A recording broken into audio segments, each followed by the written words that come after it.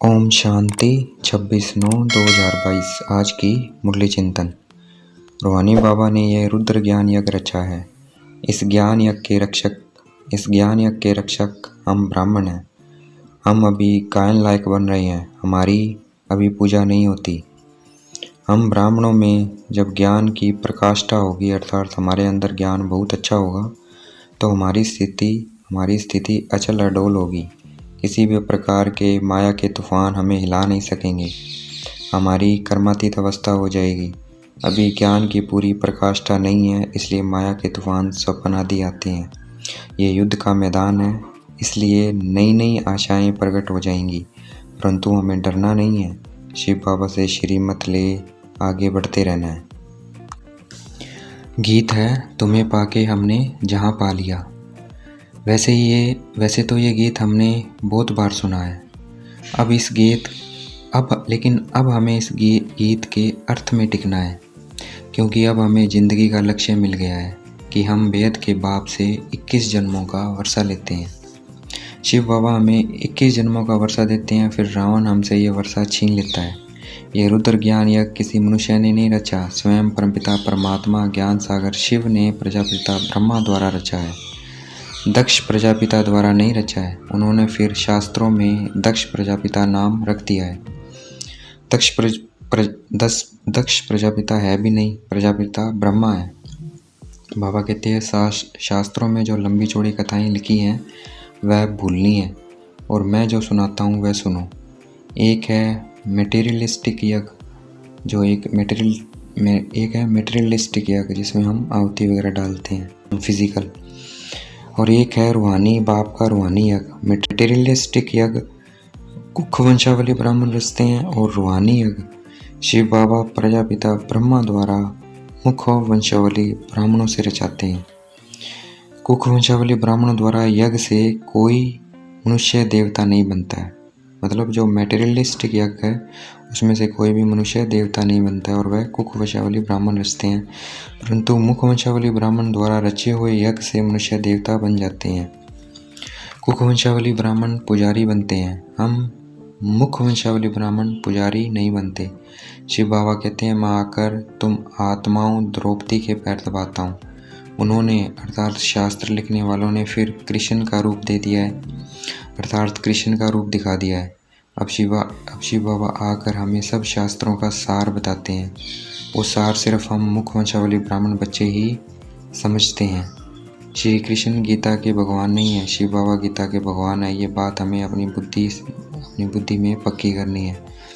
अभी सब आत्माएं हिसाब किताब चुकतो कर परमधाम जाएगी, फिर वहाँ से देवकुल की आत्माएं सतयुग में आएगी, फिर वहाँ से वो सतो और जो तमो में आएंगी।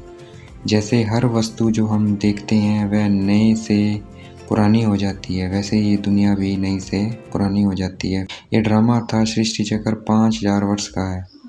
अब हम इसके अंतर में ये ड्रामा अर्थात सृष्टि चक्र 5000 वर्ष का है।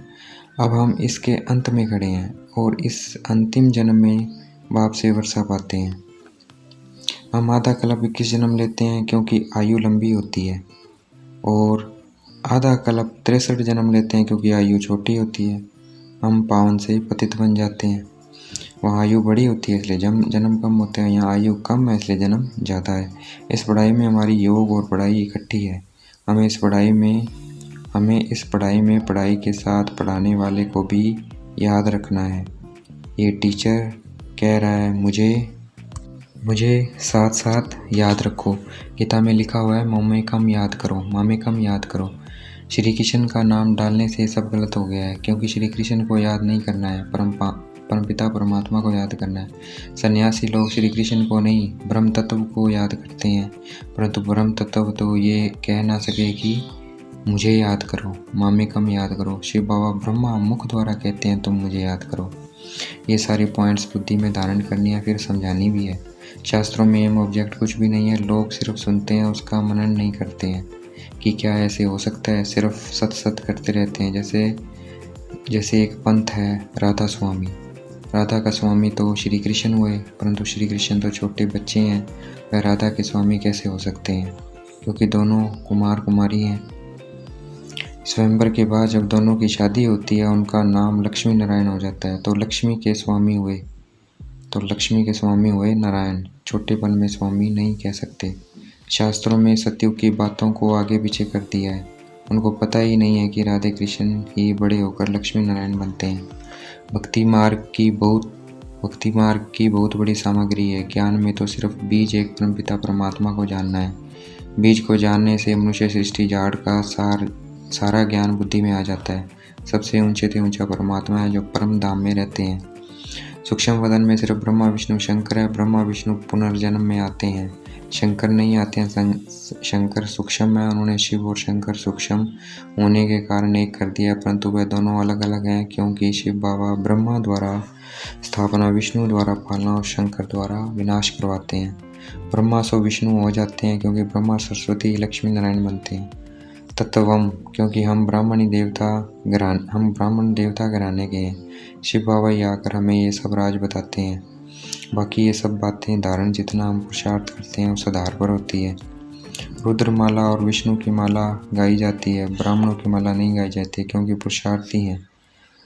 क्योंकि आज अच्छे चल रहे हैं, कल पढ़ाई छोड़ देंगे, तो इसलिए ब्राह्मणों की माला नहीं गाई जाती है। ब्रह्मा बाबा इस ज्ञान में अनुभवी है, तो वह कहते हैं एक बार हमारी अंदर की बीमारी बाहर निकलेगी, घबराना नहीं है। जैसे वैद्य लोग जब दवाई देते हैं तो कहते हैं, कई कहते हैं भक्ति में तूफान नहीं आते हैं, तो शिव बाबा कहते हैं ज्ञान में तो तूफान आएंगे, भक्ति में नहीं आएंगे तो वहाँ जा सकते हो।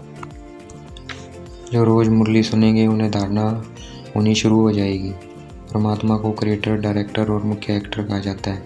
परमात्मा को मुख्य एक्टर इसलिए कहते हैं क्योंकि जब वह इस धरती पर पाठ बजाते हैं तो स्वर्ग की स्थापना हो जाती है। हमें सबको परमात्मा का परिचय देते रहना है। परमात्मा ही भारत को स्वर्ग की बादशाही देते हैं। जब भारत को बादशाही थी उसे सोने की चिड़िया कहा जाता था। अब भारत को बादशाही नहीं है, वह सोने की चिड़िया नहीं रहा। परमात्मा ही आकर भारत को स्वर्ग की बादशाही देते हैं। ये बात अब भारतवासी भूल चुके हैं, फिर से बाबा आकर याद दिलाते हैं। यह भूल और अभूल का नाटक है। शिव बाबा हमें परिस्थान बनाते हैं, माया कब्रिस्तान ही बनाती है। आज की मुरली का वरदान। अकाल तख्त पर बैठकर कर्म इंद्रियों से सदा श्रेष्ठ कर्म करने वाले कर्मयोगी भव। अकाल तख्त पर बैठकर कर्म इंद्रियों से सदा श्रेष्ठ कर्म करने वाले कर्मयोगी भव। आज की मुरली का स्लोगन। ब्रह्मा बाप के प्यारे वह हैं जिनका ब्राह्मण कल्चर से प्यार है। ब्रह्मा बाप के प्यारे वह हैं जिनका ब्राह्मण कल्चर से प्यार है। अच्छा, ओम शांति। शुक्रिया मिठे बाबा, शुक्रिया।